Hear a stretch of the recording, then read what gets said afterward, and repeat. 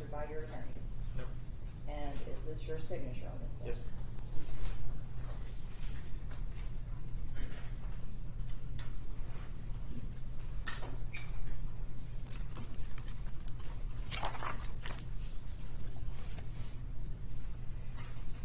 Your Honor, as I stated, this is case number 21 CR 0547, the State of Georgia versus Robert Aaron Long. Mr. Long is charged in this indictment with count 1, malice murder, from March the 16th, 2021 in Cherokee County, Georgia, unlawfully and with malice aforethought causing the death of Paul Andre Michaels, a human being, by shooting said Paul Andrew Michaels with a firearm, that firearm being a SAR USA 9mm handgun. He's charged in count 2 with malice murder from the same day in Cherokee County, unlawfully and with malice aforethought causing the death of Delana Ashley Yon Gonzalez, a human, by shooting said Delana Ashley Yon Gonzalez with a firearm, that firearm being a SAR USA 9mm handgun. He's charged with count 3 with malice murder from the same day in the same county, unlawfully with a malice aforethought causing the death of Dao Yo Feng, a human being, by shooting said Dao Yo Feng with a firearm, that firearm being a SAR USA 9mm handgun. He's charged in count 4 with malice murder from the same day in the same county, unlawfully with malice aforethought causing the death of Xiaoji Tan, otherwise known as Emily Tan, a human being, by shooting her with a firearm, that firearm being a SAR USA 9mm handgun. He's charged in counts 5 through 8 with felony murder from March 16, 2021, irrespective of malice, causing the death of Paul Andre Michaels, Delana Ashley Yon Gonzalez, Dao Yo Feng, and Xiaoji Tan, otherwise known as Emily Tan, all humans, while in the commission of the offense of aggravated assault, a felony as more specifically alleged, and counts 9, 10, 11, and 12. Your Honor, he's charged in count 9 with aggravated assault from the same day in Cherokee County, making an assault upon Paul Andrew Michaels with a deadly weapon, that deadly weapon being a SAR USA 9mm handgun, by shooting Mr. Michaels with the handgun. Count 10 is the aggravated assault charge, same date and same county, for shooting Delana Ashley Yon Gonzalez with a 9mm handgun. Also charged in count 11 with aggravated assault, the victim in that matter being Dao Yo Feng, did shoot her with the same 9mm handgun. Count 12 is the aggravated assault charge from the same day in the same county, making an assault upon Xiaoji Tan, otherwise known as Emily Tan, by shooting her with a 9mm handgun. He's charged in count 13, Your Honor, with criminal attempt to commit murder from the same day in the same county, knowingly and intentionally attempting to commit the crime of murder in violation of OCGA 1651, and that he did with malice aforethought shoot Elcias Rosendo Hernandez Ortiz in the face with a SAR USA 9mm handgun, an act which constitutes a substantial step towards the commission of murder. He's charged in count 14 with aggravated assault from, again, March the 16th, 2021 in Cherokee County, making an assault upon Elcias Rosendo Hernandez Ortiz with a deadly weapon, which was a SAR USA 9mm handgun, by shooting said Elcias Rosendo Hernandez Ortiz with the handgun. He's charged in count 15 with aggravated battery for maliciously causing bodily harm to Elcias Rosendo Hernandez Ortiz by seriously disfiguring his face, a member of his body, by shooting him with a SAR USA 9mm handgun. Your Honor, he's charged in count 16 with aggravated assault from the same day in the same county, making an assault upon the person of Marcus Lyon with a deadly weapon, a 9mm handgun, by firing the handgun into the room in which Mr. Lyon was occupying inside of Young's Asian Massage, which placed Marcus Lyon in reasonable apprehension of receiving serious bodily injury. He's charged in count 17 with aggravated assault from the same day in the same county, making an assault upon the person of Mario Gonzalez Vasquez with a deadly weapon, which was a SAR USA 9mm handgun, by firing the handgun multiple times inside Young's Asian Massage while said Mario Gonzalez Vasquez was occupying a room within that business, which placed Mr. Vasquez in reasonable apprehension of receiving serious bodily injury. He's charged in count 18 with aggravated assault from the same day in the same county, making an assault upon the person of Amy Weber with a deadly weapon, which was the 9mm handgun, by firing the handgun multiple times inside of Young's Asian Massage while Amy Weber was occupying a room inside of the business, which placed her in reasonable apprehension of receiving serious bodily injury. He's charged in count 19 with aggravated assault from the same day in the same county, making an assault upon Xu Shui Wua with a deadly weapon, that deadly weapon being a SAR USA 9mm handgun, by firing the handgun multiple times inside of Young's Asian Massage while she was occupying a room inside that business, and placed her in reasonable apprehension of receiving serious bodily injury. He's charged in count 20 with aggravated assault from the same day in the same county, making an assault upon the person of Liao Xiaojing with a deadly weapon, that deadly weapon again being the SAR USA 9mm handgun, by firing the handgun multiple times inside Young's Asian Massage while said individual was occupying a room inside of the business, and placed her in reasonable apprehension of receiving serious bodily injury. He's charged in count 21, Your Honor, with aggravated assault from the same day in the same county, making an assault upon the person of Wei Lu with a deadly weapon, that weapon being the SAR USA 9mm handgun, by firing the handgun multiple times inside of Young's Asian Massage while she was occupying a room in that business, placing her in reasonable apprehension of receiving serious bodily injury.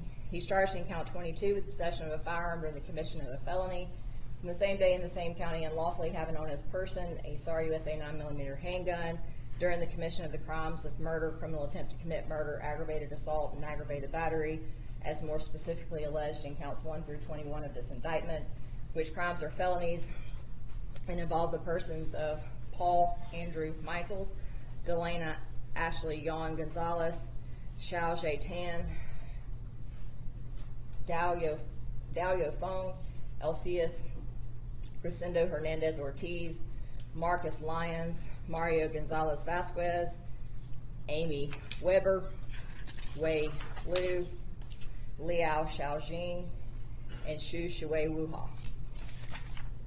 He's charged in count 23, Your Honor, the final count of this indictment, with criminal damage to property in the first degree from the same county and the same day, knowingly and without authority interfering with Gabby's Boutique, the property of Rita Barron and Alejandro Acosta, in a manner so as to endanger human life by firing a SAR USA 9mm handgun inside of Young's Asian Massage, a business located next door to Gabby's Boutique, causing a bullet to go through the wall into the business of Gabby's Boutique while the business was occupied. Your Honor, those are the 23 charges in this indictment.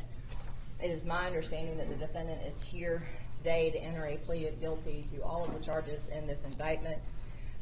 There are several charges, Your Honor, that will be vacated by operation of law and will merge. According to the state's calculation in this matter, of course, death is a possibility, but if death was not sought, life without parole plus 165 years would be the maximum sentence based on the charges that would not merge and are not vacated by operation of law. Your Honor, with respect to the negotiation, the plea negotiation, the state's recommendation as to counts 1 through 4 is that the defendant be sentenced to life without the possibility of parole on each count, that those counts run consecutive to each other for a total of 4 life without the possibility of parole sentences. Counts 5 through 8 will be vacated by operation of law. Counts 9 through 12 will merge into counts 1 through 4. Count 13, the attempted murder charge, the state's recommendation is that he be sentenced to 30 years to serve in confinement, that sentence be run consecutive to count 1 through 4. Counts 14 and 15, Your Honor, the aggravated assault and aggravated battery charge will merge with count 13. Counts 16 through 21, the aggravated assault charges, the state's recommendation is that he be sentenced to 20 years on each count, that those counts run concurrent to each other and concurrent with all the other charges. Count 22, the possession of a firearm during the commission of a felony, the state's recommendation is that he be sentenced to 5 years in confinement, that sentence be run consecutive to count 13.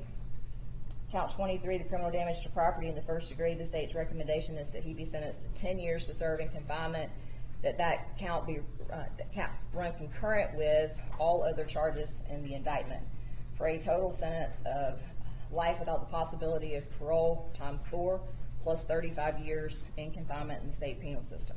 Is that your understanding of the recommendation, Mr. Long? Yes, ma'am. And is that the recommendation that you've agreed to? Yes, Your Honor, that's the recommendation of the state. Are you ready for me, Your Honor, to go forward with the facts? Yes. Will we be seated while she goes through? Yes. Thank you.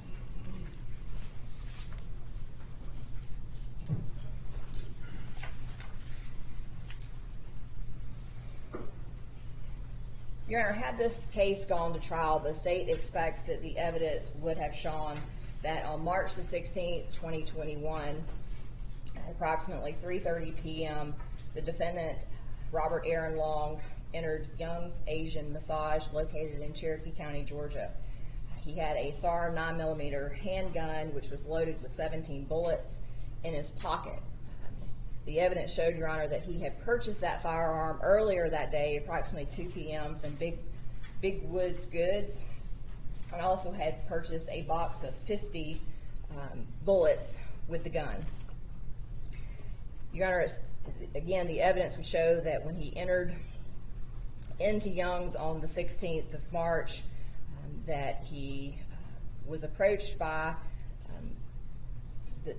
what we believe the individual who owned the business, Xiao Tan, that he paid for and received a service there at Young's, which ended somewhere around 4:45 p.m. That once the service was completed, he went into the bathroom that was located in the back of the business. After using the bathroom and coming out, the first victim, Your Honor, Paul Andrew Michaels, was leaning over the counter in the back area of the business where they have a refrigerator and a washer and dryer. Mr. Michaels was leaning over on the counter, apparently looking at his telephone, according to the defendant.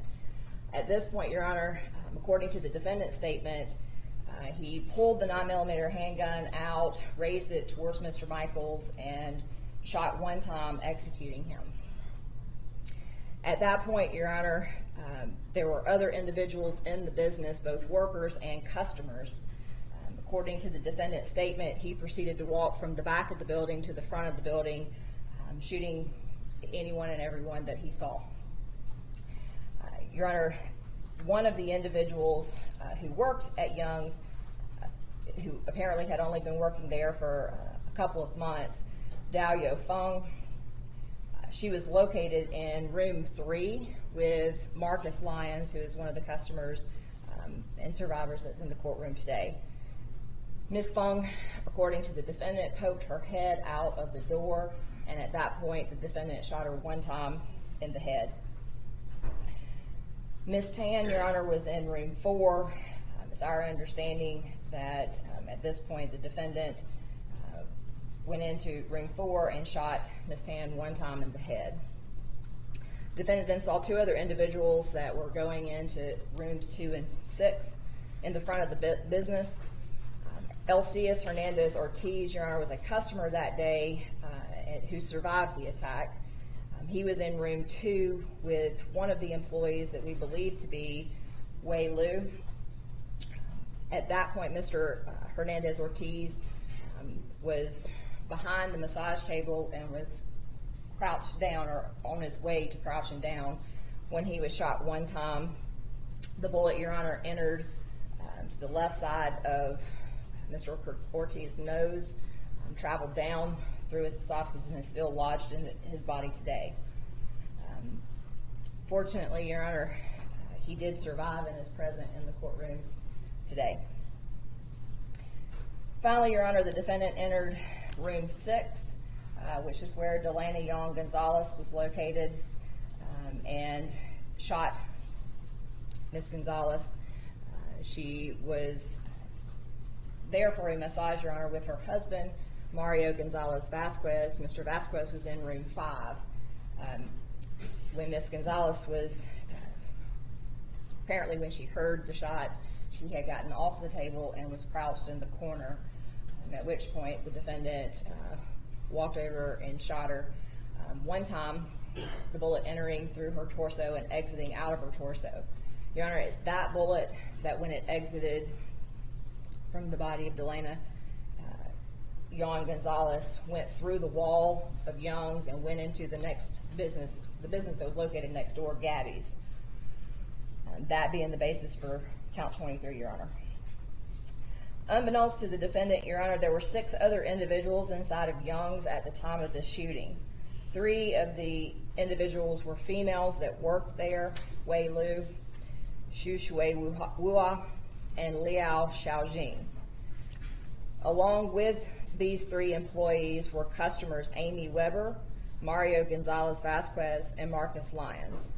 All of these individuals, Your Honor, were either in rooms where someone was shot, but they were hiding and were not physically injured, or they were in rooms that the defendant never opened the door and went inside.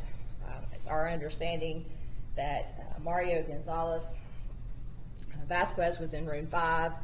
Again, the defendant never entered in that door. Amy Weber and another worker were in room 1.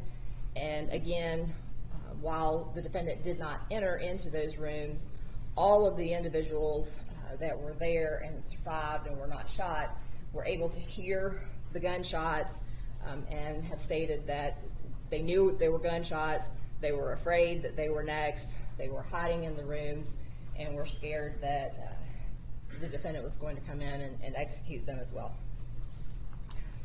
Your Honor, those are the basis. That's the basis for the aggravated assault charges in count 16 through 21. Your Honor, again, if this case had proceeded to trial, we expect the evidence would show that the defendant left Young's at around 4:50 p.m. He drove down Highway 92 to Bells Ferry Road to 575 and then to 75. Drove to Piedmont Road in Atlanta. At that point, Your Honor, we expect the evidence would show that he entered the Gold Spa, a massage parlor in Atlanta, at approximately 5:24, where he killed 3 victims in that facility. Then, Your Honor, he went across the street, almost directly across the street, to aromatherapy, where he entered at approximately 5:44 and killed 1 more individual in that facility. The defendant then left that business, Your Honor, at around 5:49 p.m. and headed south down Interstate 75.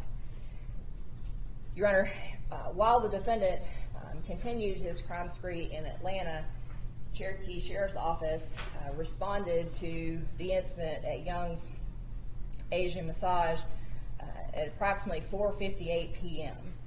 Marcus Lyon, one of the customers inside the room, inside the spa that day, as soon as the shooting ceased, there was a bell on the door at Young's Asian Spa. Mr. Lyons could hear that the defendant had left, or that someone had left the room.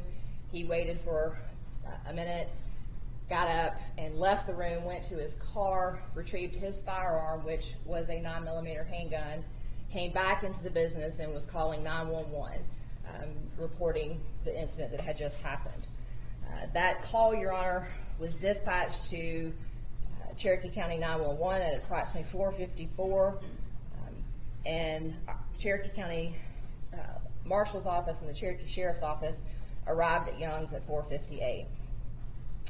Your Honor, the Young's Asian Massage is in a shopping center, a strip mall, with several other businesses located on each side.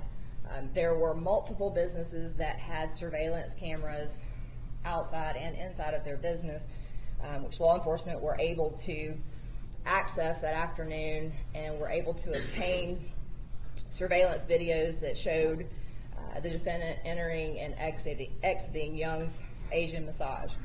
They were able to do still images from that video surveillance, and the Sheriff's Office then uploaded that to their social media and sent out the still shots to the media, trying to get an identification of the individual they believed to be responsible for the shooting. Your Honor, at approximately 6:02, Mr. and Mrs. Robert Adam Long, who are the parents of the defendant in this matter, called the Cherokee 911 to inform them that the surveillance picture that they had seen on the media from Young's Asian Massage was their son, Robert Aaron Long. At this point, the Longs also let law enforcement know that they had placed an application on the defendant's phone, that application being Find My Kid, in order to track his movements. Your Honor, the parents indicated to law enforcement at this time that their son had suffered from sexual addiction for quite some time, and that in order to hold him accountable and to keep him from visiting massage parlors and engaging in sexual activity at these places, they had placed the app on his phone in order to track his movement. Law enforcement went to the home of Mr. and Mrs. Long, and at that point, the Longs opened the application on their phone, and law enforcement was able to see in real time exactly where the defendant was.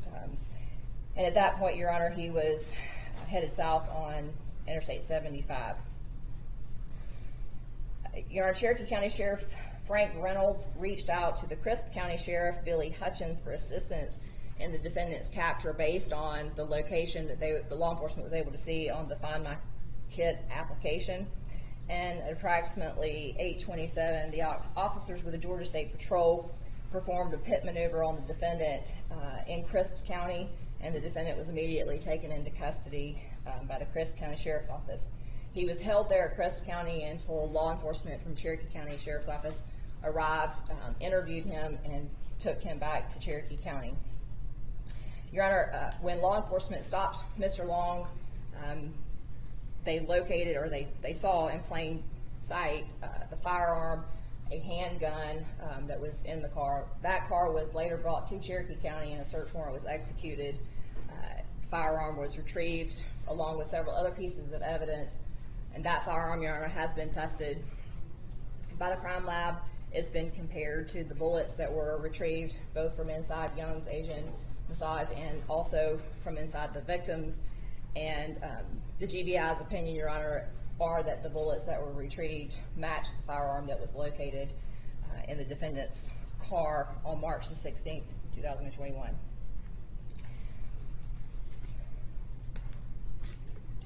Your Honor, Detectives Robert Hawk and Michael Stevens of the Cherokee Sheriff's Office were the two individuals that arrived at Crisp County Sheriff's Department at approximately 1:30 in the morning on March 17th.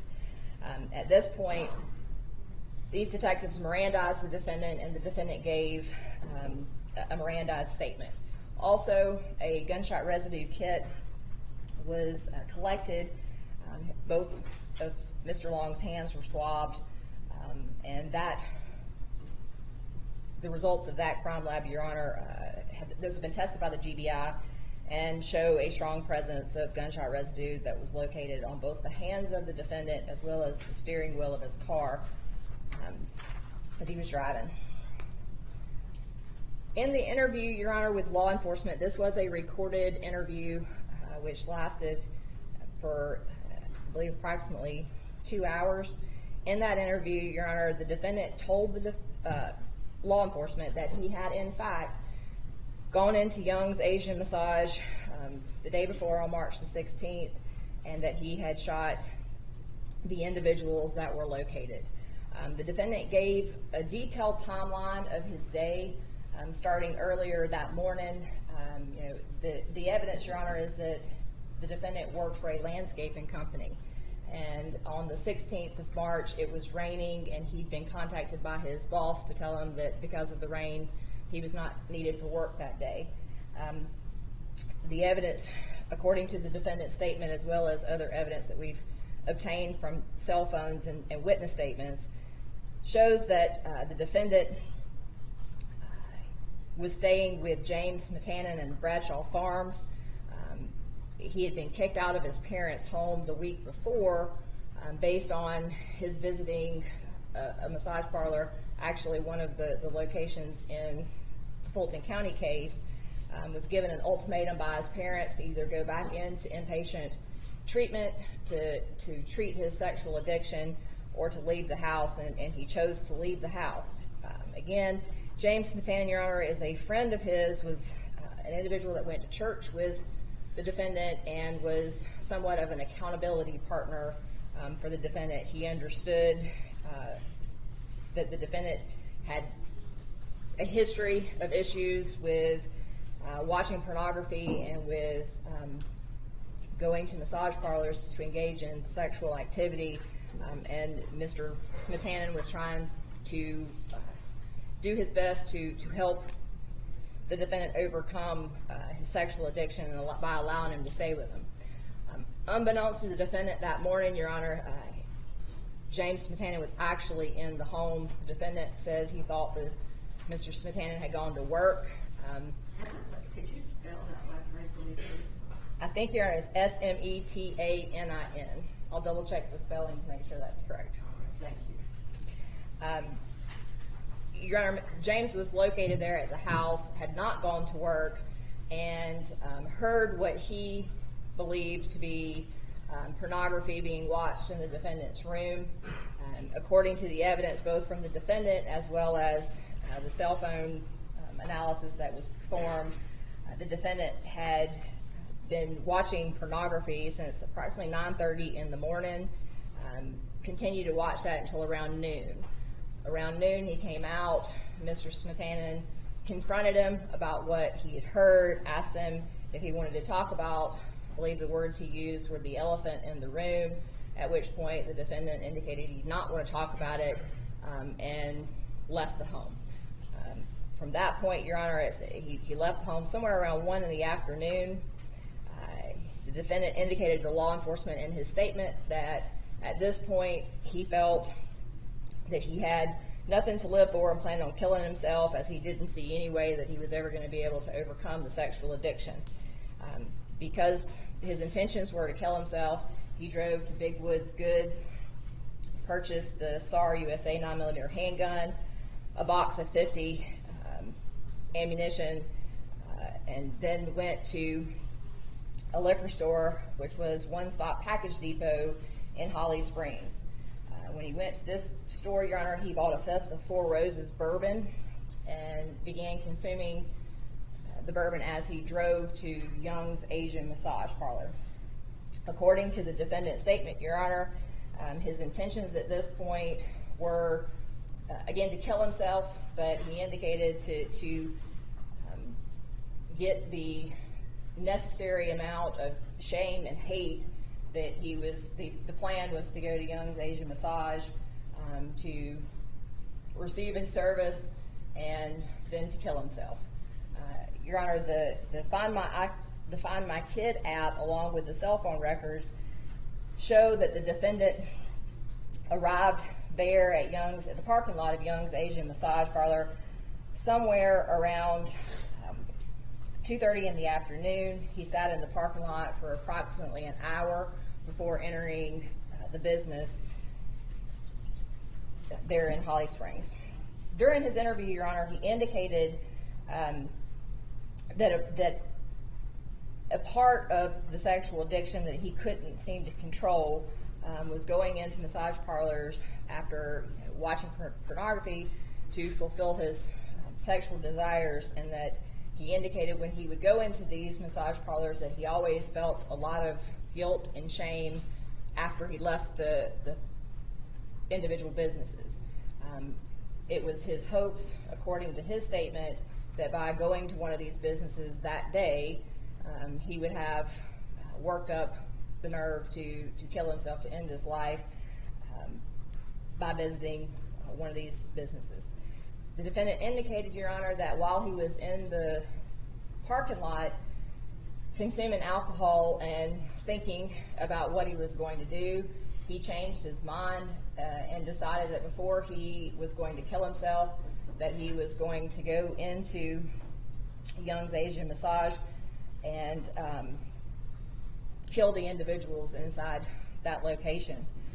According to the defendant's statement, Your Honor, I believe the words he used were that his twisted mindset, he was seeking vigilante justice to end the sex industry.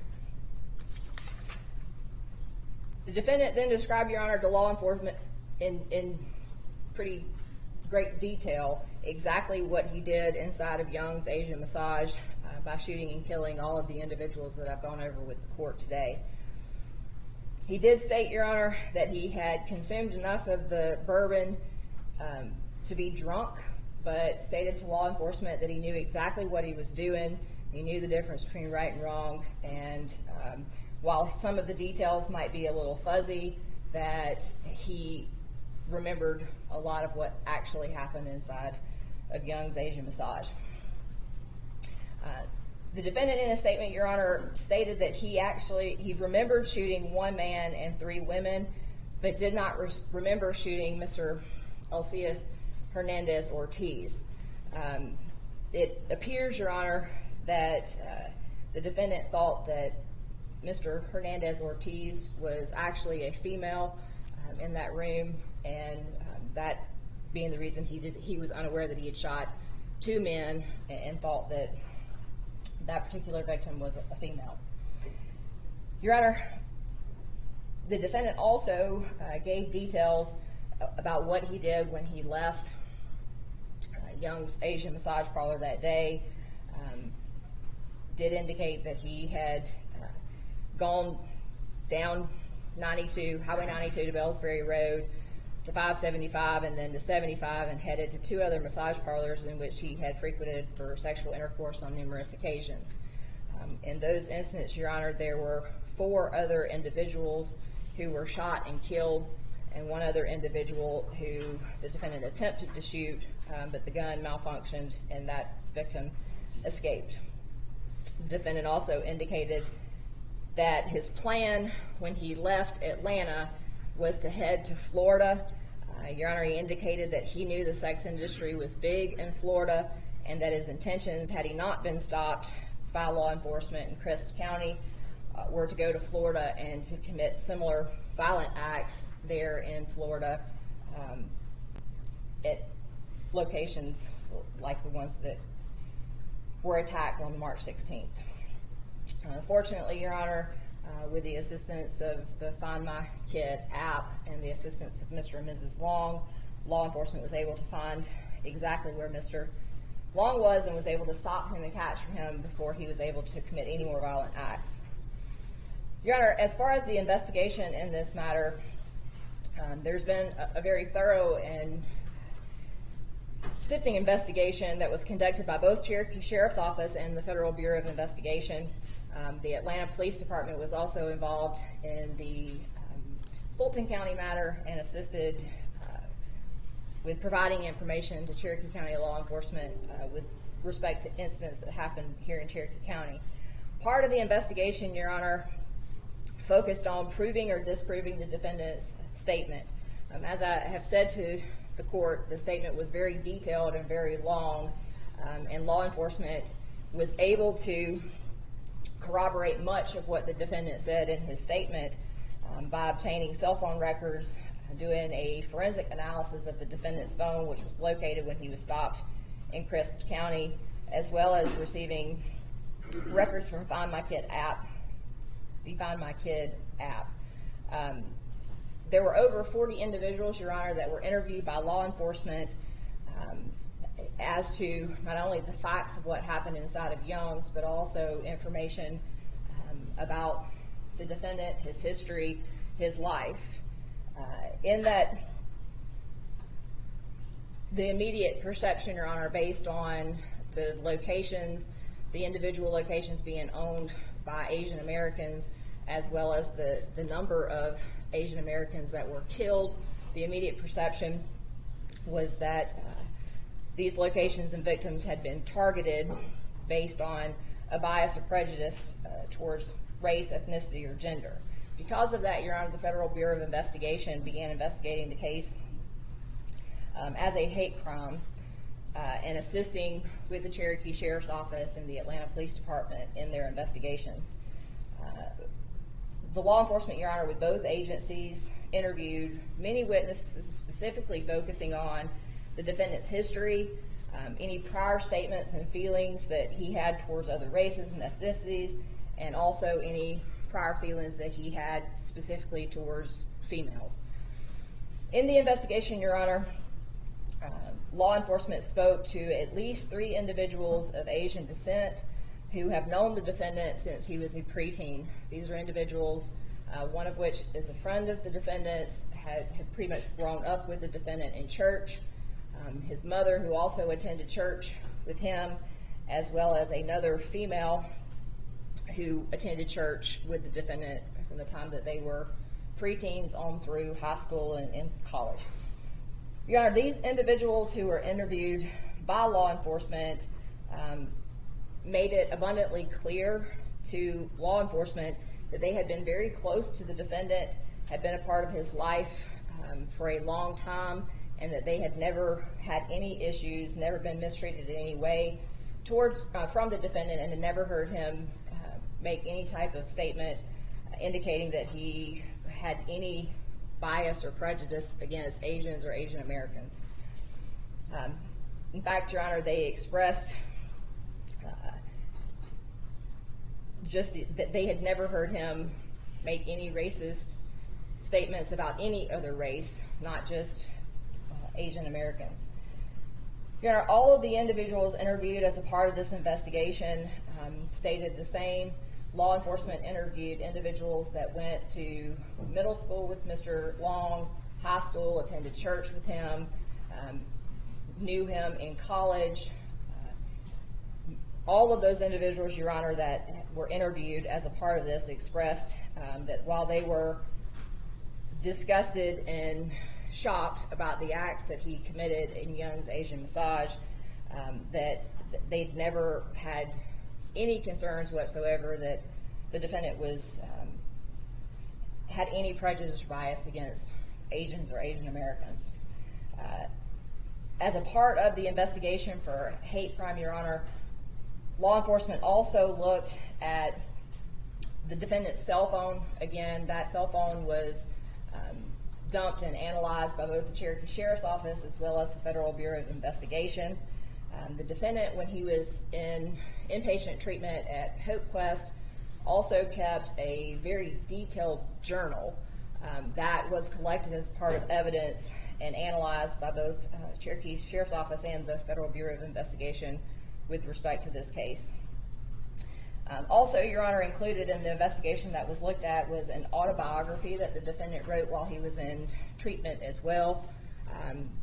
By autobiography, I mean the defendant states when he first began having issues that he attributed to a sexual addiction, indicated that these issues started when he was very young, that he began watching pornography as early as 12, that he had been caught by his mother viewing pornography, and his actions, according to him in his autobiography and journals, seemed to progress, that he, in his own words, was addicted to pornography, that it escalated when he was a senior in high school to wanting to act out, that he reached out to and engaged the services of multiple prostitutes the year after he graduated high school.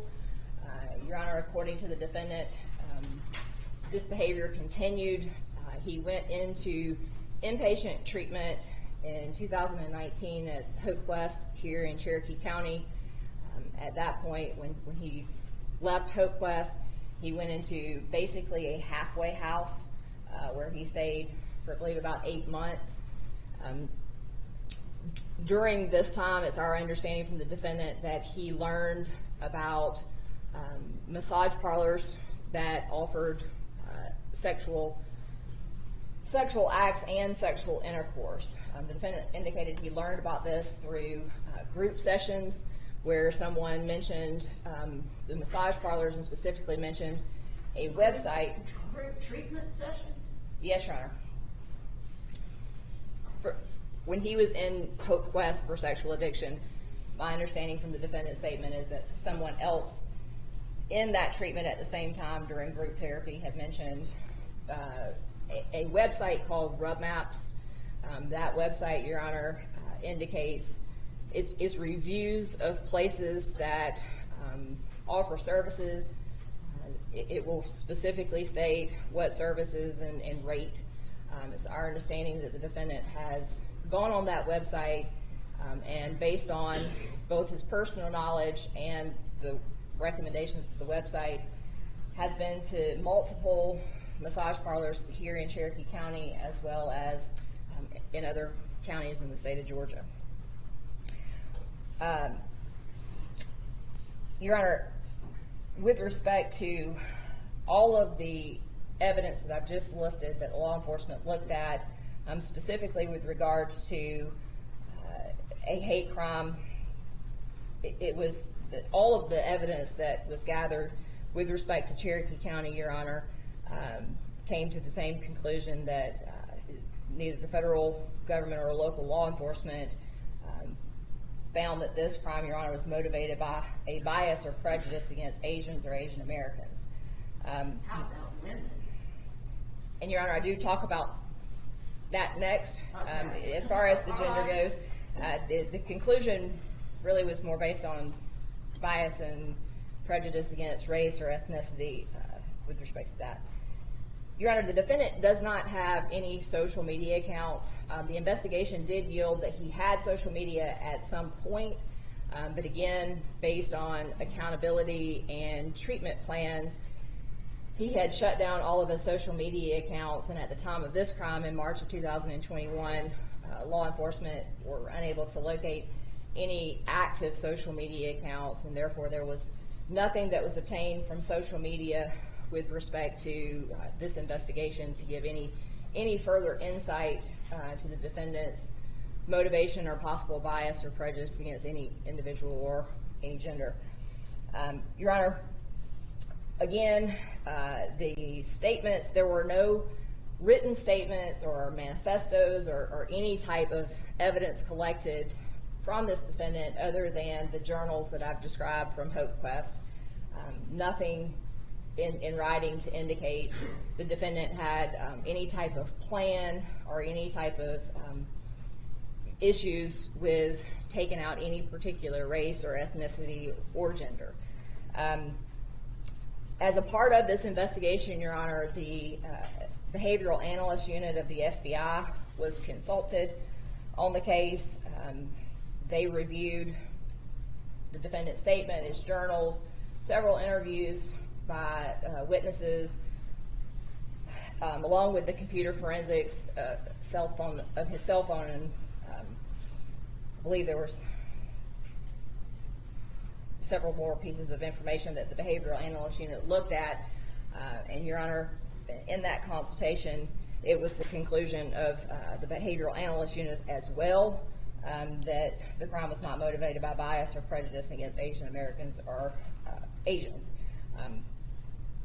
Your Honor, based on the investigation that was conducted by both the Federal Bureau of Investigation as well as the Cherokee Sheriff's Office, it's the state's position that had this gone to trial, the Cherokee County matter, the state would be unable to prove beyond a reasonable doubt that the defendant's actions inside of Young's Asian Massage, where he killed two Caucasian individuals, one was a female, one was a male, two Asian women, and injured one Hispanic male, was motivated by bias or prejudice against any particular race or ethnicity. With respect to gender, as the court has asked, we had this case gone to trial, Your Honor. It was the intentions of the state to file a notice of intention to seek enhancement pursuant to OCGA 1710-17 with respect to bias or prejudice towards gender. While there is also evidence that Mr. Long was did not have any bias or prejudice towards women from witness statements of individuals who were interviewed, the state does believe that there is evidence, and as I stated, had we gone to trial on this matter, it was the state's intentions to move forward. As the court is aware, OCGA 1710-17 is not a separate crime in Georgia. It is simply a sentence enhancement that directs the court to sentence the defendant to a mandatory 2 years. Again, as the court knows, the statute doesn't require those 2 years to be served in confinement, nor does it give the ability to the court to add an additional 2 years to the defendant's punishment. So in a case like this one, Your Honor, where the mandatory minimum would be life, 1710-17 is basically moot when it comes to the actual sentence. Your Honor, in discussing this case with Mr. Burns. I know the defense's position is that this was not any type of hate crime. The state's not seeking to have the court impose a sentence enhancement under 1710-17 based on plea negotiations and the ability to resolve this case today to the charges in the indictment. Your Honor, as to the state's recommendation that I announced earlier, I will state that we do have most of the victims present in the courtroom today.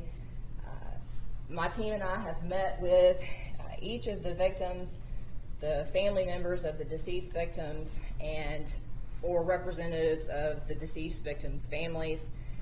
We've spent a great deal of time going over this case, the procedure of this case, discussing at length any possibility that there was in this case, specifically discussing the death penalty.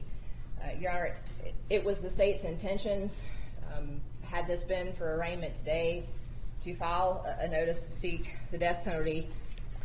However, in the discussions with the victim's family, they were aware that the defendant, through his attorney, approached our office really quick, asking to resolve this case short of a trial. When our office sat down with the victims, let them know about the defendant's request to resolve this case short of trial, and asking to be allowed to receive a recommendation of life without parole instead of the state's seeking the death penalty. Your Honor, each of the victims that we discussed this with or their representatives indicated to us that they wished for us to resolve this case by the plea that we've recommended to the court for a life without parole sentence. Your Honor, the victims have indicated to us in our numerous conversations that they are happy with the swift justice that this would bring, and that they wish for the court to accept the defendant's plea today and to sentence him to the negotiated plea. Your Honor, the defendants, as well as the defendant and his attorneys, are also aware that, as we stated, the state's intentions were to seek the death penalty, and that if any reason the defendant did not accept the negotiations by July 26th, that it was the state's intentions to file the notice of intent to seek the death penalty and move forward. Your Honor, as to one of the victims, Ms. Fung, her family, all of her family members are located in China. We've received an affidavit from her brother indicating that he wished us to go through Family Representative Charles Lee in discussing any recommendations or any matters with respect to this case. We've met with Mr. Lee both in person and have talked to him numerous times on the phone. Mr. Lee resides in the Atlanta area, and he has indicated to us that Mr. Fung and Ms. Fung's family, she has an 82-year-old mother and a sister, are all in agreement with the recommendation that has been given to the court today. Your Honor, likewise, Elcias Hernandez Ortiz, Amy Weber, Mario Gonzalez Vasquez, and Marcus Lyons, who were present inside of Young's on March the 16th. They are here today. We've gone over the recommendation with respect to this case, and they too are in agreement with the state's recommendation. Your Honor, just to let the court know who's present in the courtroom representing the victims, Ms. Tan's family, her daughter Jamie, and her ex-husband Mike Webb are present in the courtroom. Those are the individuals that we have had contact with respect to the state's recommendation in this case. Present in the courtroom on behalf of Delana Ashley Young Gonzalez are her mother and her husband and her sister. Those individuals, Your Honor, have also met with us on numerous occasions and are in agreement with the state's recommendation to resolve in this case today short of trial. The family, Your Honor, of Mr. Paul Michaels, his wife Bonnie Michaels is present in the courtroom today.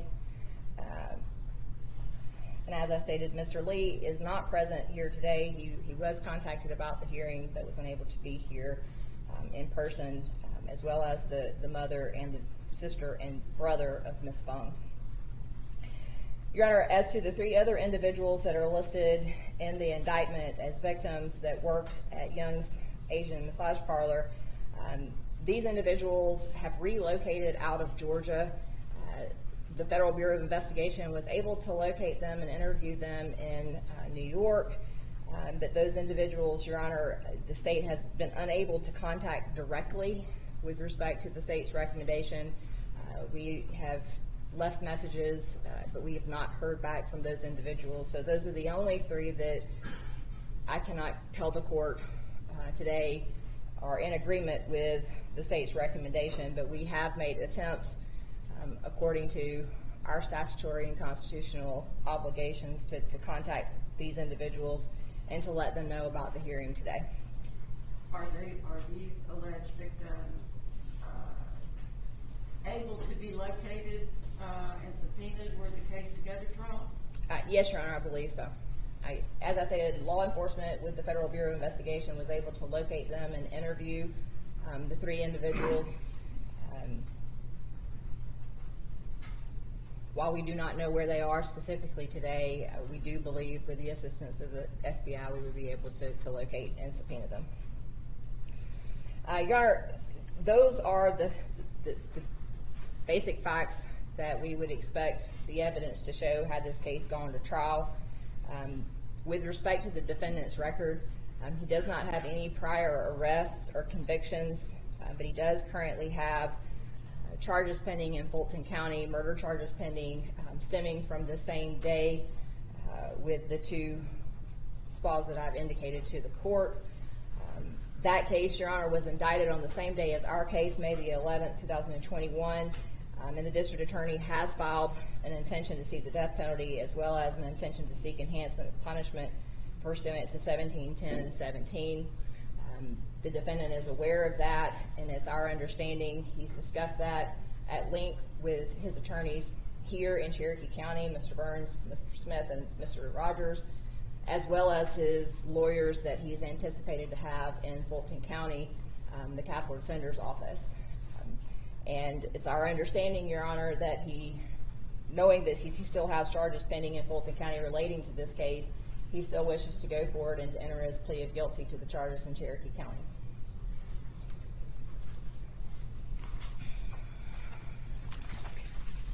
And just to state for the record, I believe we covered this in one of the pages of documents that Your Honor has.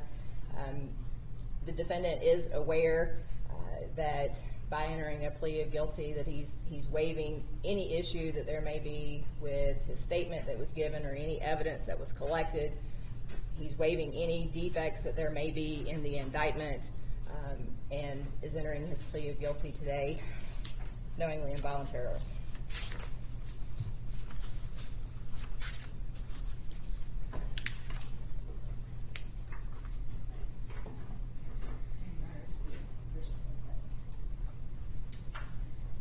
Has the state consulted with any experts other than, or at the FBI or otherwise in regard to sexual addiction? Other than the individuals through law enforcement, Your Honor, no.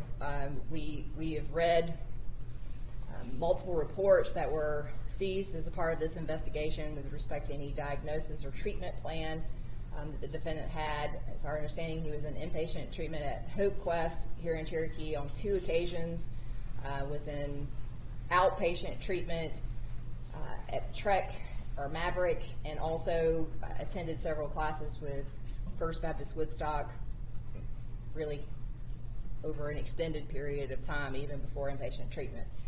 But we've not consulted as a part of prepping for trial with any doctor or expert in sexual addiction. The state is aware that sexual addiction as a term is not recognized as a mental health diagnosis. That is correct, Your Honor, and that would be the position of the state as well. I understand it's still a subject of some controversy in the psychiatric field, but And- strictly speaking, it's been removed as a diagnosis from the DSM. Yes, Your Honor, most of the, just for the record, when the state is talking about the defendant's sexual addiction, that's a term that the defendant has used, diagnosing himself, I understand. as well as the individuals which were not psychiatrists or doctors at Hope Quest, where he received treatment. All right, Mr. Burns, if you and your client are prepared to continue, you can approach the lectern.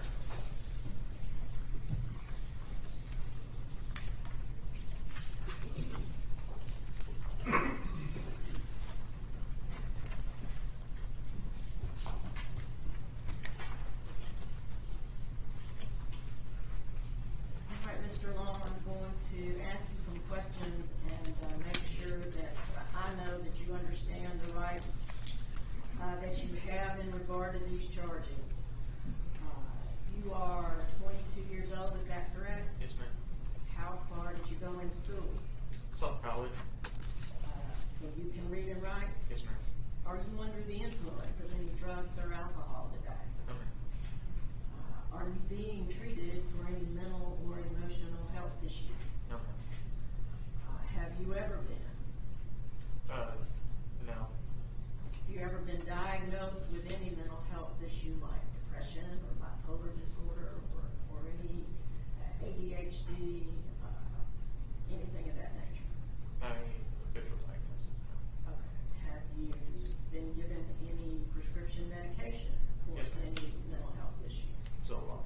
Zoloft. Was that prior to your arrest or is Yes, that since your arrest? That was before.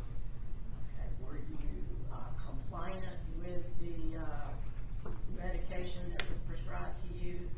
Did you take it the way your doctor prescribed it to you? For the most part, up until the weeks prior to the arrest. Okay.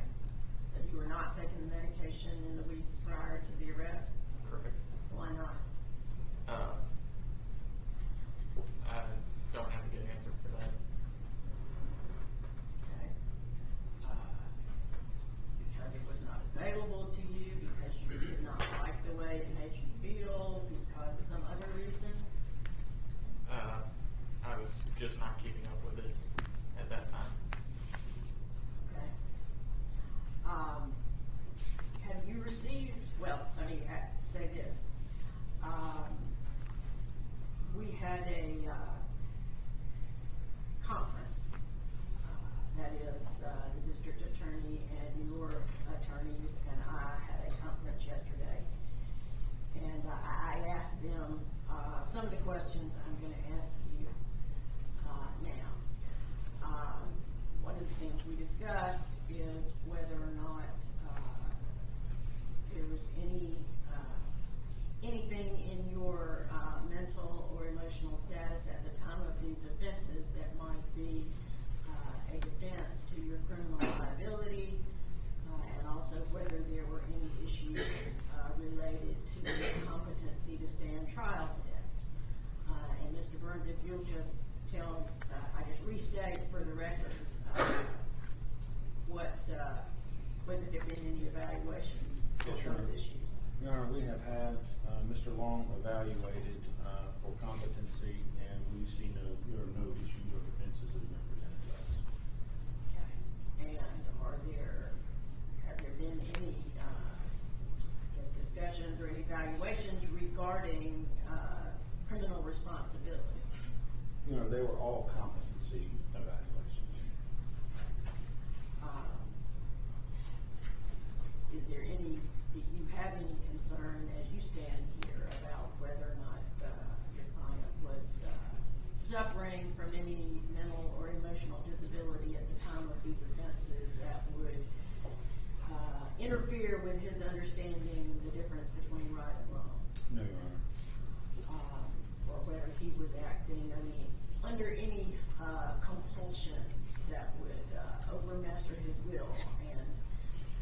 result in his not being criminally liable? No, we don't have any evidence of that. Okay. Mr. Long, have you discussed those issues with your attorneys? Yes, ma'am. And are you satisfied that those issues have been appropriately addressed in this case? Yes, ma'am. Have you received a copy of the indictment? I have. Gone over it with your lawyers? Yes, ma'am. And you heard Ms. Wallace read it on the record today? Yes, ma'am. You understand what you're charged? Yes, ma'am. Who are your lawyers? Mr. Darren Burns and Zach.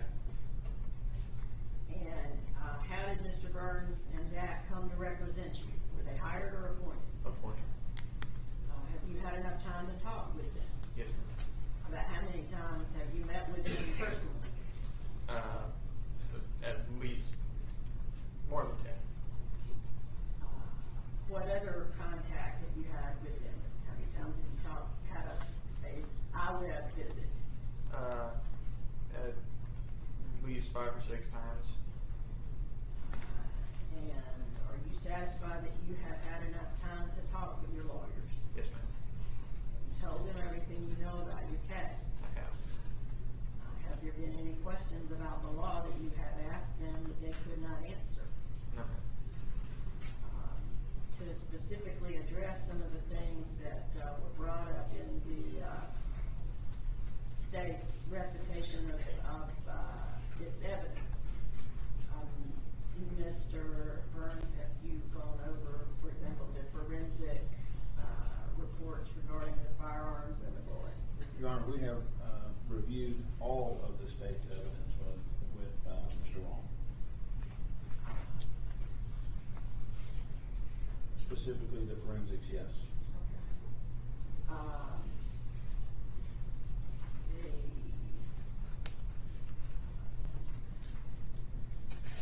think we had some conversation about the statement and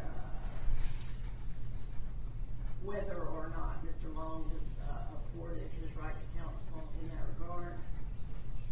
No, we have talked to Mr. Long about that, and what we had indicated, we're waiving any issues with regard to the voluntariness of this statement. The issue that we had when the statement was made is that we had let law enforcement and the district attorney's office know that we were appointed in the case. We had asked that Mr. Long not be interviewed unless we were present, or certainly to be informed that he had an appointed counsel at the time that they read Miranda. Neither one of those were done. We've talked. They didn't inform him that he had an attorney, and they did interview him outside of our presence. We've talked to Mr. Long at length about this issue, and he understands he's waiving that defense and that motion for purposes of this plea. Is that correct, Mr. Long? Yes, ma'am.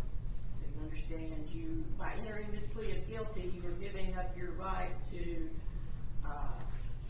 challenge the constitutionality of your statement. Yes, ma'am. And if you did file a motion to suppress that statement as being obtained in violation of your constitutional rights, that statement may be suppressed and not admitted into evidence against you at trial.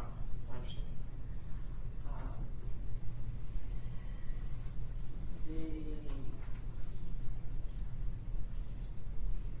The state had mentioned when we spoke, I guess it was in regard to the tracking application and whether there were any constitutional implications from that. I'm not sure that there would be, but this is still a relatively it's a changing area of the law as far as the constitutionality of GPS monitors and other tracking devices. I am not aware of any law that would say a third party couldn't provide that to law enforcement. So I don't know that that's an issue, but I presume that's something you've also discussed with your client. Your Honor, we certainly have talked about that with Mr. Long, and he has indicated to us basically from day one that he is ready to accept responsibility, and he would waive the issue of this app and any tracking issues, although we agree with you and we haven't specifically identified something to go over with him that he's waiving, but he understands how this happened, and he is not concerned. I guess I say that, but if you consented to, did you consent to the use of that application on your phone? Yes, ma'am.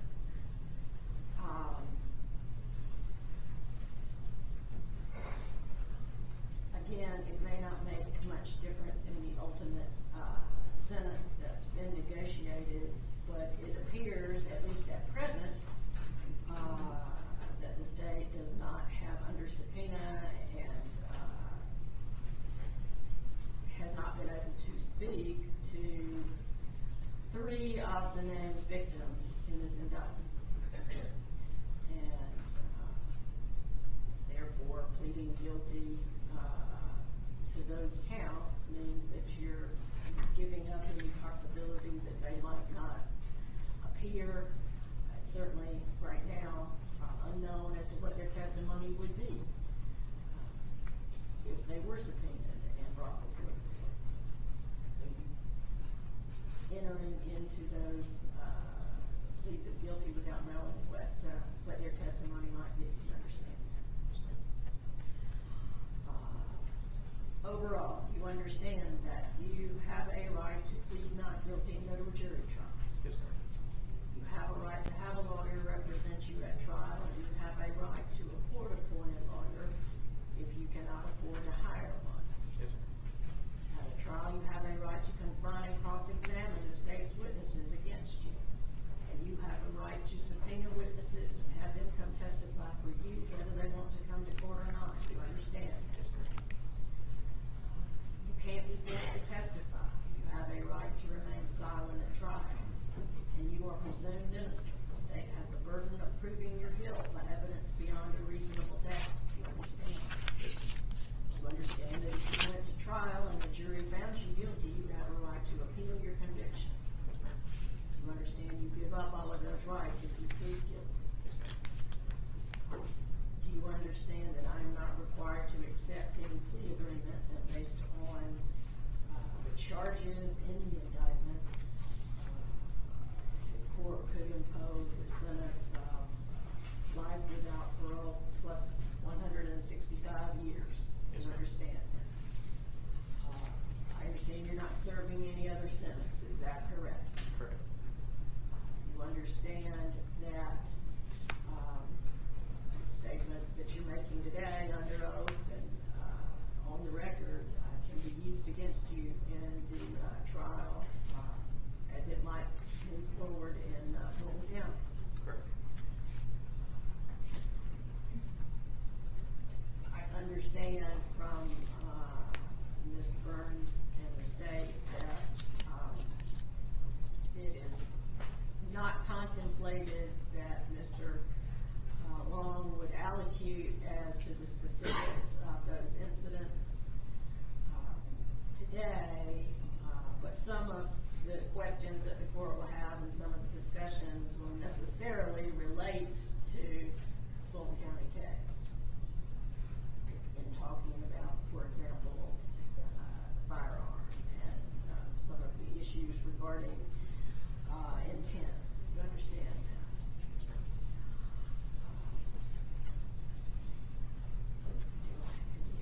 Possible effects of my conviction. John, did you go over that?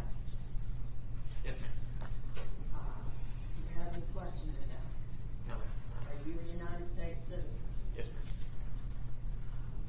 Has anyone threatened you or pressured you in any way at all to enter this plea of guilty? No, ma'am.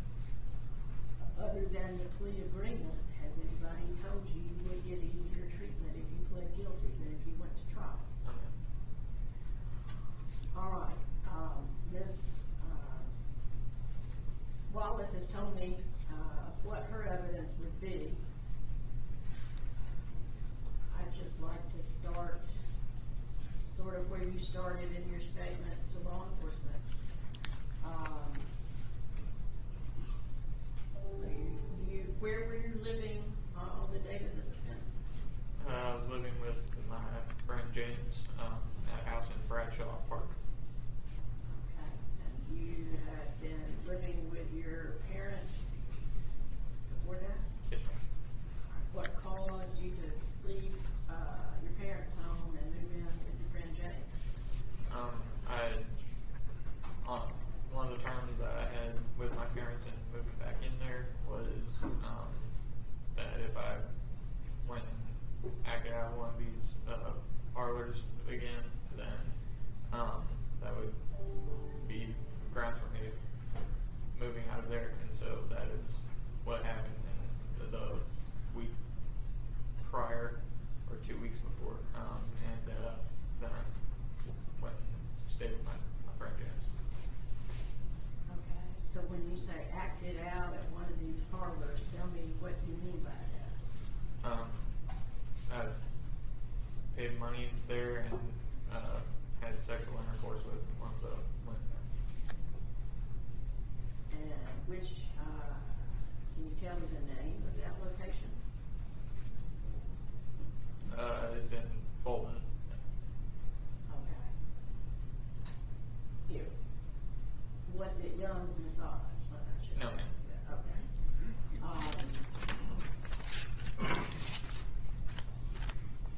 And how did your parents know that you had done this? The tracking app. They see my location. Okay.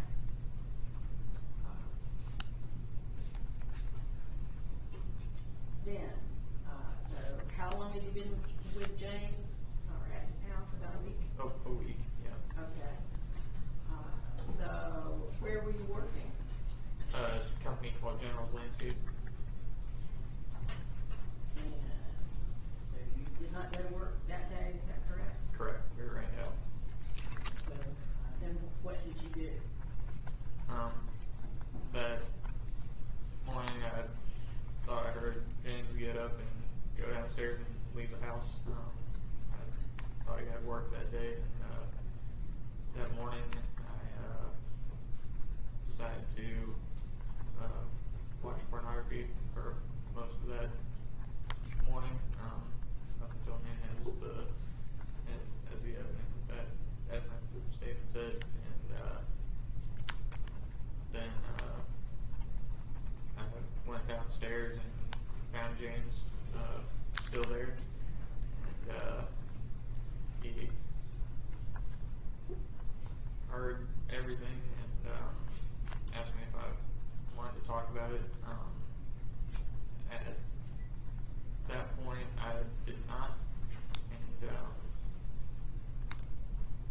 was very embarrassed and ashamed, especially since I had just gotten kicked out of my parents' house the week before for pretty much the same thing, and ended up getting in my car, wanted to leave, and just get out of the situation. And so that's when I decided I wanted to kill myself,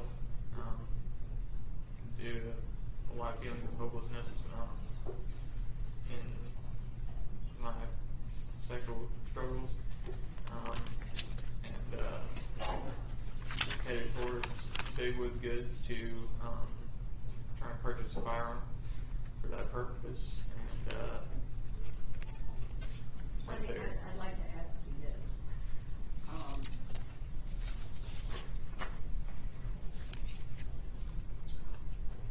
What is it about what you call your sexual struggles? What is it that causes you shame and guilt about that? I mean, the avenues that I take to meet those desires, it never felt like I had a lot of control over those urges, and became obsessive, to the point where preoccupied a lot of thought space, and it's hurt a lot of the relationships in my life, and I still found myself going back to it even after all the efforts I've made towards treatment and coping skills with it, and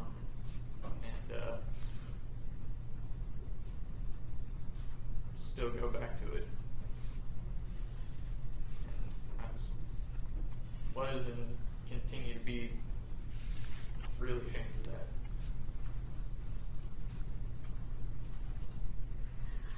I know this is hard to talk about. It's hard for me to talk about.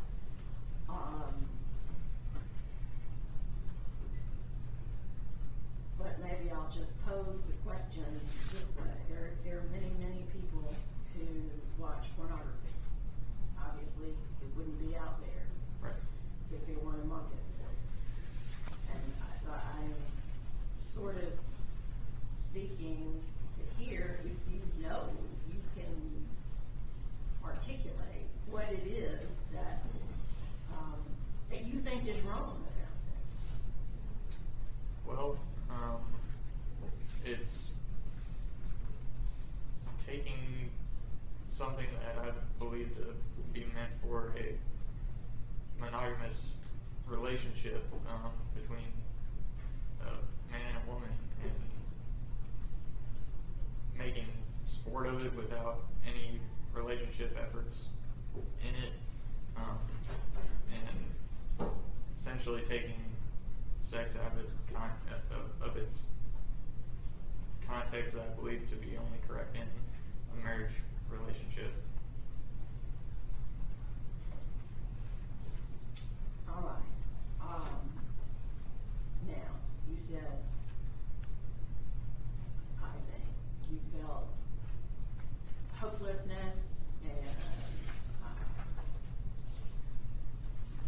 suicidal, or thinking about killing yourself. Yes, And ma'am. that's when you went to buy the gun. Yes, ma'am. Okay. So tell me about that transaction. I found the gun in there. It was one of the cheaper ones, and I did the filled out the paperwork, put the man at the counter put in the background check, and I was cleared with a proceed, and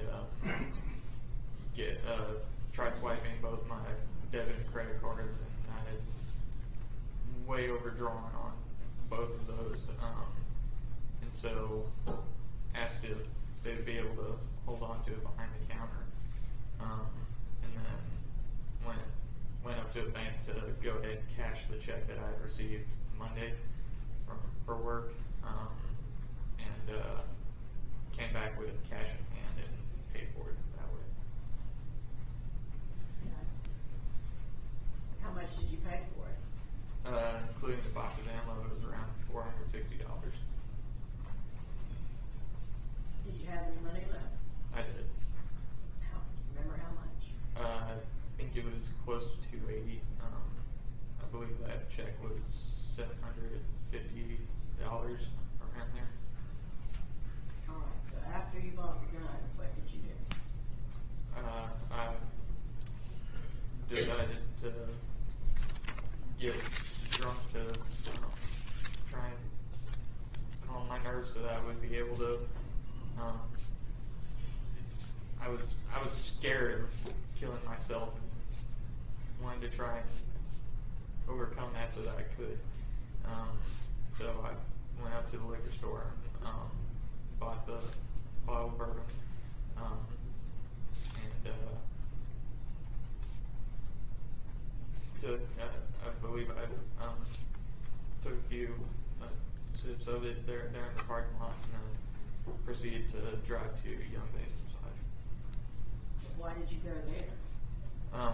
As I said in recorded statements, I decided to try and go there to act out, sexually receive sexual favor, and hopefully, my hope was that I would hate myself enough at that point, and possess enough self-loathing to end my own life.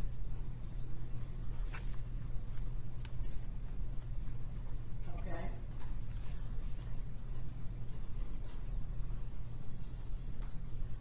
All right. Now, how far was the massage parlor from the liquor store? How long did that take you to get there? I believe that's only a 15 or 20-minute drive. Okay. So what happened after you got to Young's Massage?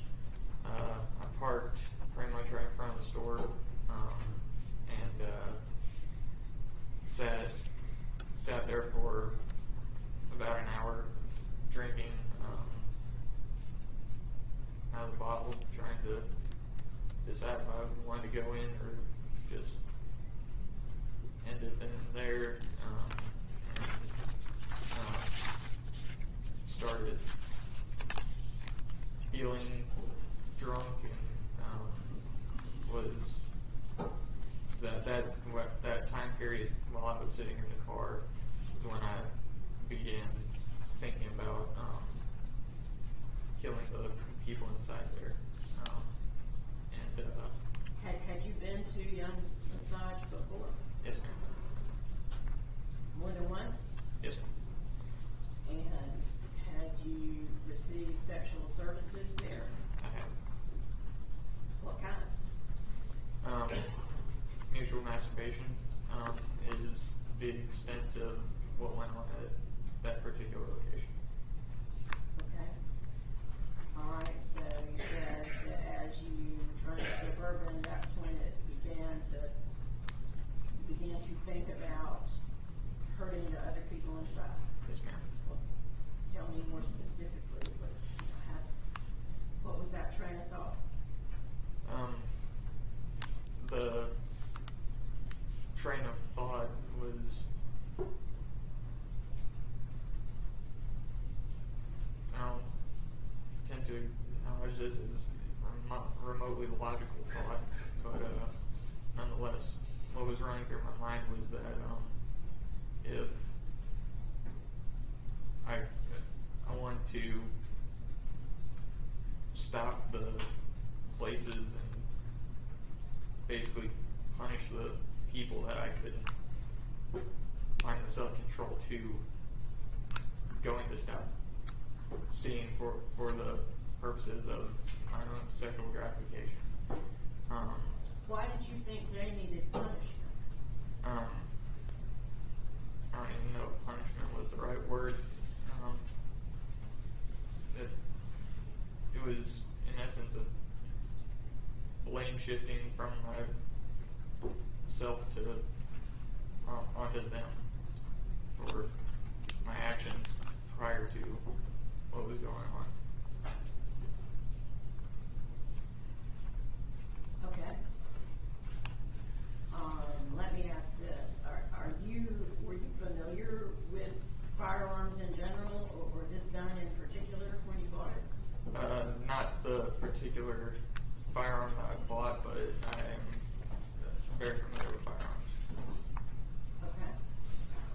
All right. So when you were in the car, had you loaded the gun? I did. When did you load the gun? At what location?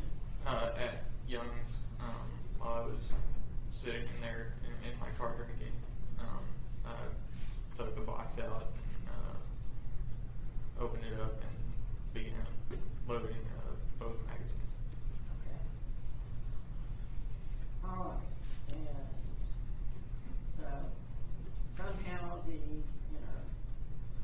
notion came up that you wanted to hurt the people inside.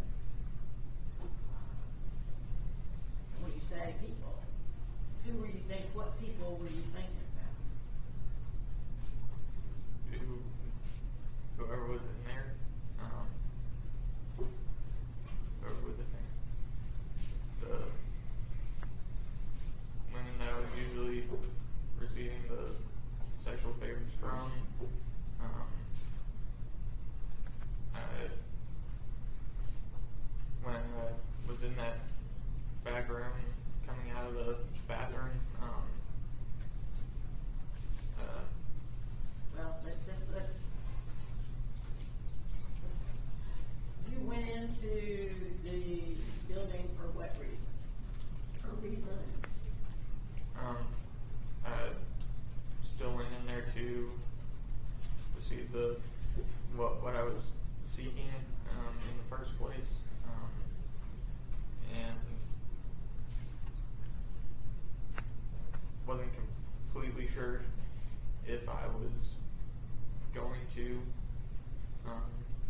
carry out what I planned to shoot the people while I was in the car, and then after I received the service from the woman, then when I was I'm sorry, in the bathroom, I'm is gonna when back you up a minute. So you go into John's, I mean, how does a transaction like that occur? What'd you do? hand the extra cash that I had after I bought the gun to the woman at the desk, and then she led me back to one of the rooms on the left-hand side of the hallway,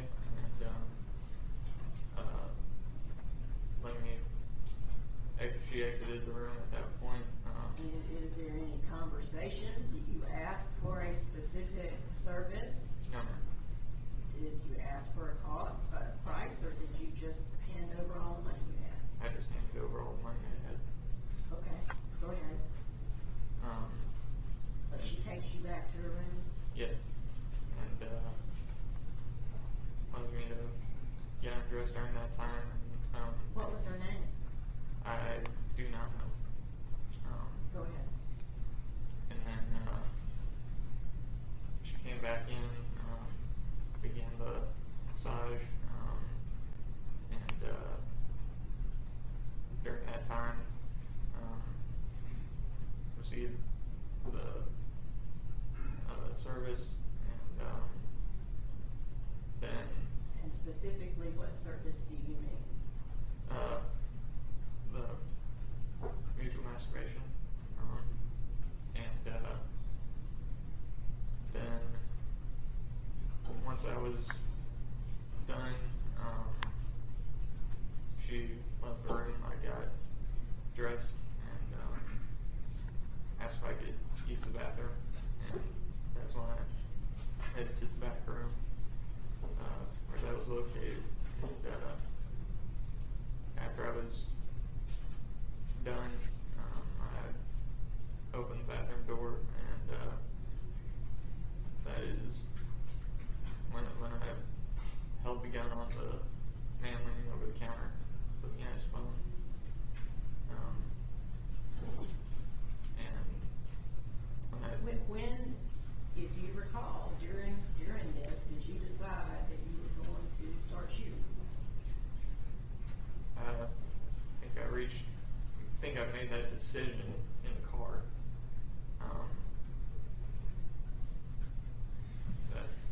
I had decided to do it at that point.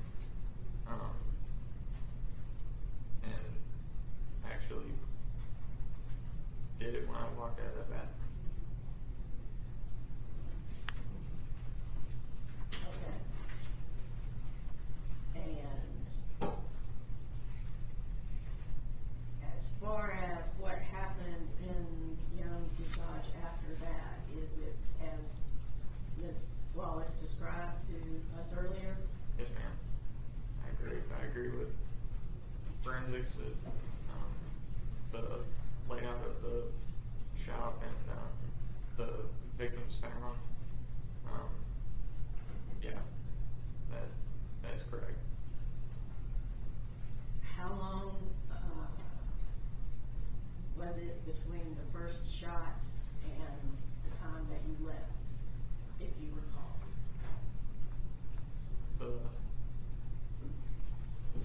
It didn't feel like more than 5 minutes. Do you recall any of the thoughts that you had? I don't recall thinking much after I pulled the trigger first.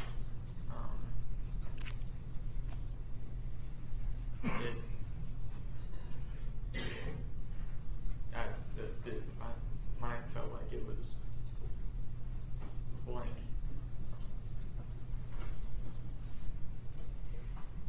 Got it.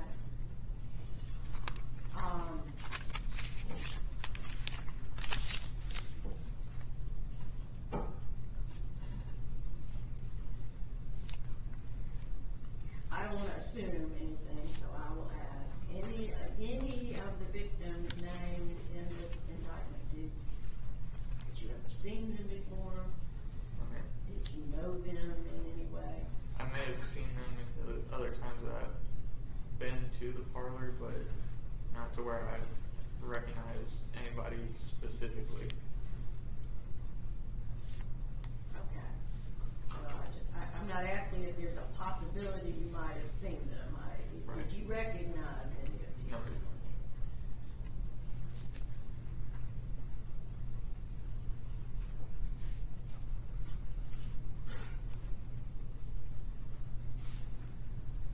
Okay.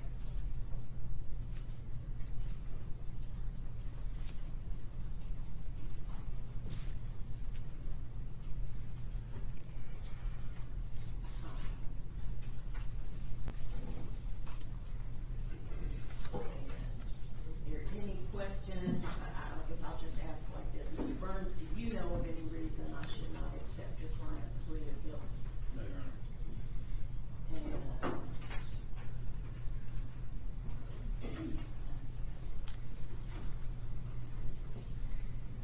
is it your free and voluntary decision to enter? Yes, ma'am.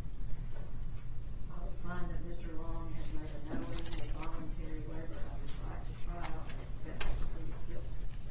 Your Honor, may I, just for the record, make sure I know Your Honor was inquiring of the defendant about any past treatment, and there was treatment that he received at Anchor Hospital in November of 2020.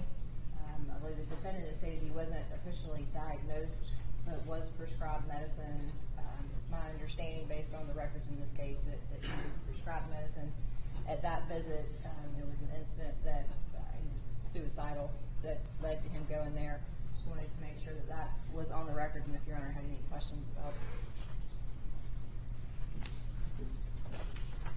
Thank you for presenting the record. I don't have any other questions unless there was anything else. Counsel, you wanted to bring up?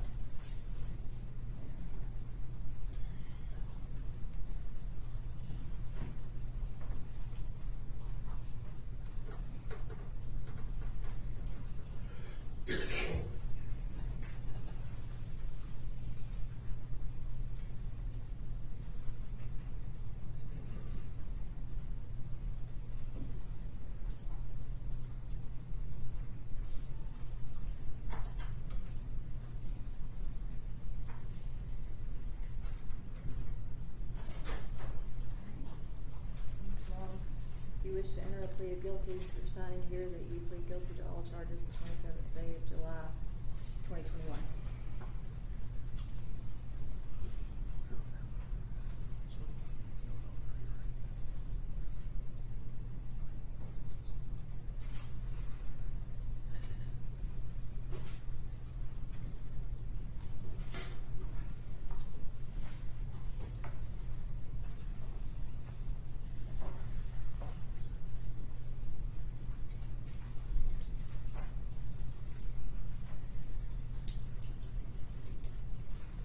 Your Honor, the plea has been entered.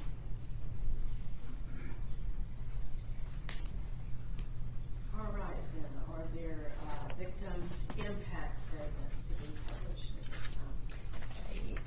Yes, Your Honor, and if I could just have a moment to double check to make sure. Bonnie Michaels is going to be our first victim to give an impact statement, and if Your Honor's okay, if I can have her sit up here. Yes. Would you like us to? Yes, thank you.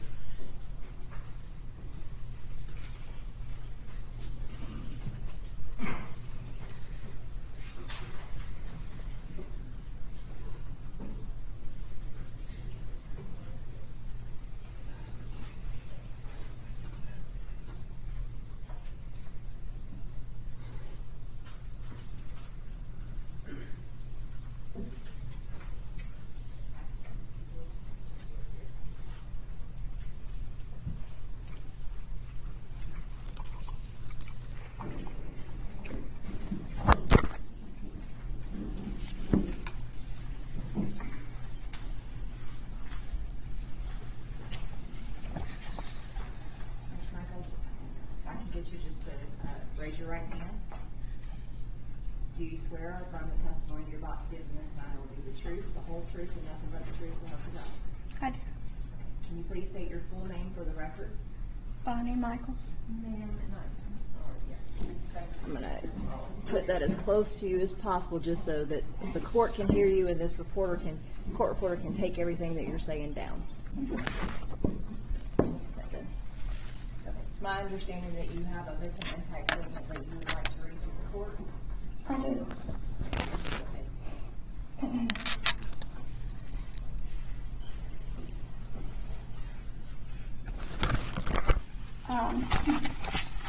I just want to describe my husband, Paul Michaels.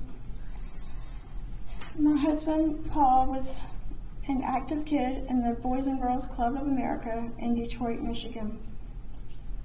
He served in the Army right after high school.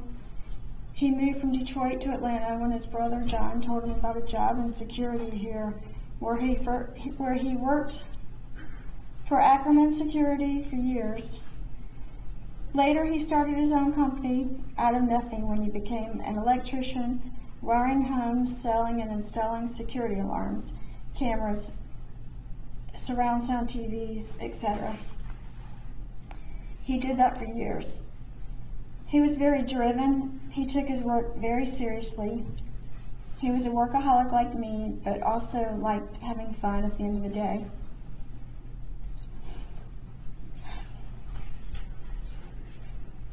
Paul had a lot of hobbies and talents, from building